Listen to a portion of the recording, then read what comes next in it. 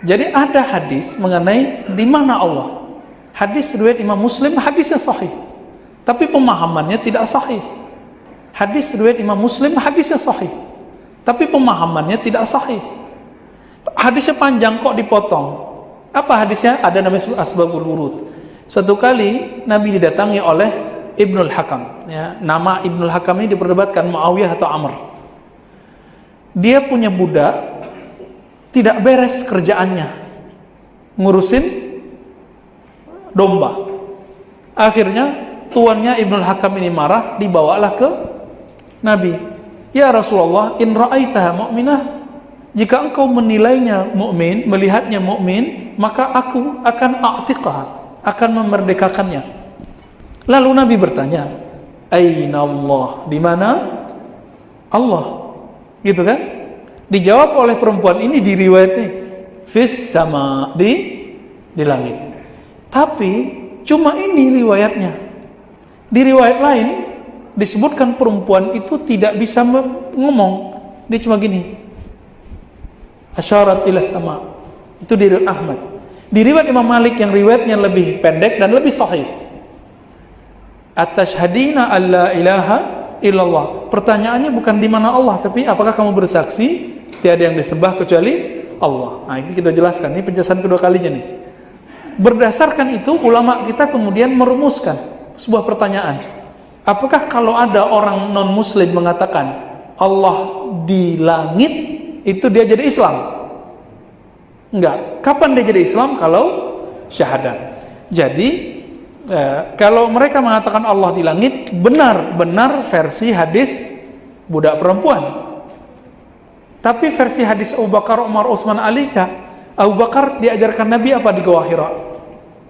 Innallaha ma'ana. Allah bersama kita. Kalau ke Umar sama, ke Utsman sama, ke Ali sama.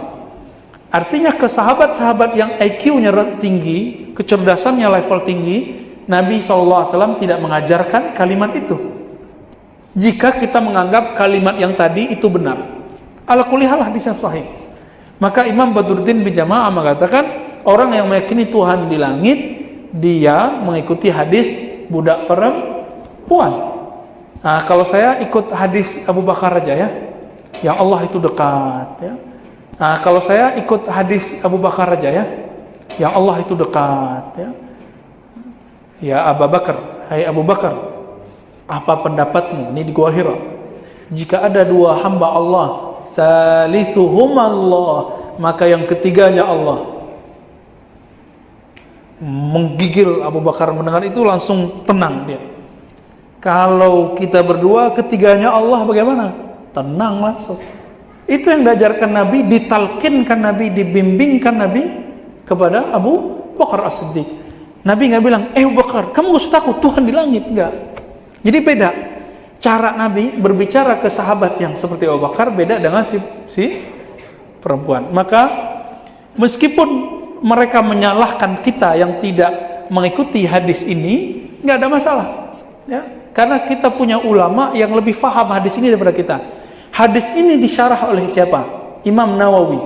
Imam Nawawi punya kitab syarah Nawawi, syarah Sahih Muslim. Dan beliau di situ tidak pernah mengatakan Allah benar-benar bertempat di langit.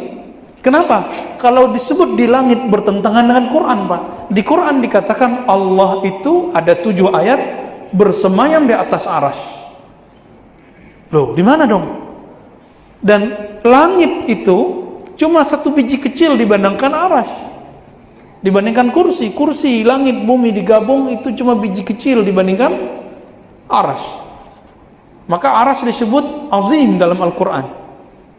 Jadi kenapa Nabi menerima budak perempuan ini? Ya karena dia budak, IQ-nya rendah, pemahamannya standar. Saya nggak bilang yang meyakini Allah di langit IQ-nya rendah ya.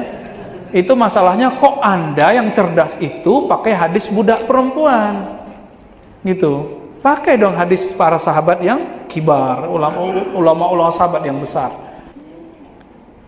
Dan nggak tahu ya, kasihannya orang yang meyakini Allah jauh sekali di sana, padahal ayat yang lain juga banyak. Wa huwa ma'akum aina ma kuntum, dia bersamamu dimanapun kamu berada. Hadis sahih, hadis qudsi. Ana jalisun man dzakarani, ana ma'ahu idza dzakarani. Aku bersamanya jika dia menyebut nama